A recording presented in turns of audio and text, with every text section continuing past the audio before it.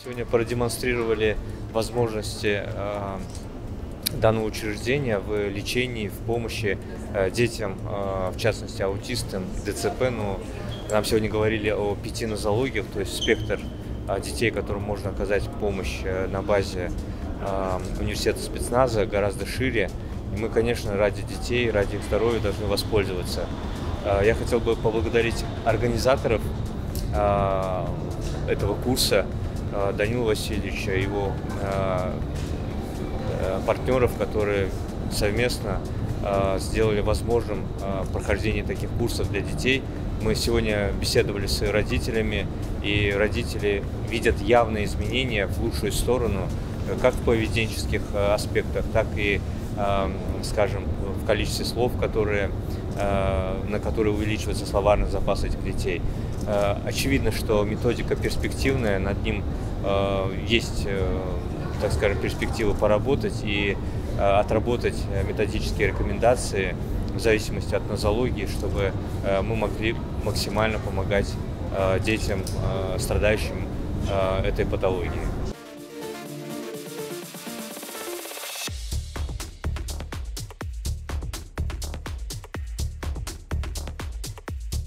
В комплекс программы входит аэротруба и логопед, психолог. Все это очень замечательно сказывается на наших детей. Уже идет динамика в положительную сторону. И мы очень довольны сыном. Эффективность, конечно, уже даже видны, уже положительная динамика. Уже ребенок стал более активным и развивается, я могу сказать, даже в такой короткий срок.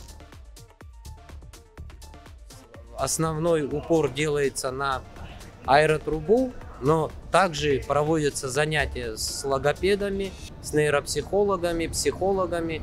То есть дети не только занимаются в трубе, а полностью весь этот интенсив построен на том, чтобы добиться максимального улучшения у ребенка, для того, используя основную и вспомогательные. То есть основное — это работа со специалистами, то есть логопедами, со всеми врачами, и вспомогательное — это идет аэротруба.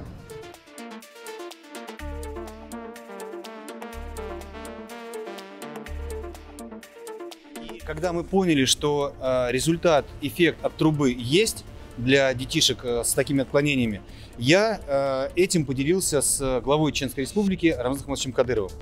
В разговоре мы разговаривали про трубу, про подготовку спецподразделений, про спортсменов. Как раз у нас был чемпионат России по аэротрубе. И я ему тогда рассказал еще и про вот этот очень важный фактор. И сразу же, как только он услышал, он мне дал поручение подготовить, программу и подготовить исследования уже на официальном уровне с привлечением специалистов, как педагогов, так и с точки зрения медицины, чтобы мы могли сделать исследование, глобальное исследование, и предоставили ему официальные результаты. И вот сейчас уже я могу сказать, результат, он потрясает. Он реально гораздо лучше, чем мы даже могли себе представить. То есть настолько дети изменились. Вот сегодня идет 10-й день нашего эксперимента, наших исследований. И действительно дети другие. То есть если первые дни дети были зажаты, дети прятались за родителей, дети не хотели идти в трубу, не понимали, что это такое, то сейчас они утром уже стоят, они уже ждут, они уже тащат родителей, бегут в трубу. И это действительно, это очень здорово. Но хочу сказать, что аэротруба, это только часть методики по реабилитации таких детишек. Труба — это тот самый заветный ключик, который запускает дальше все процессы по их восстановлению и реабилитации.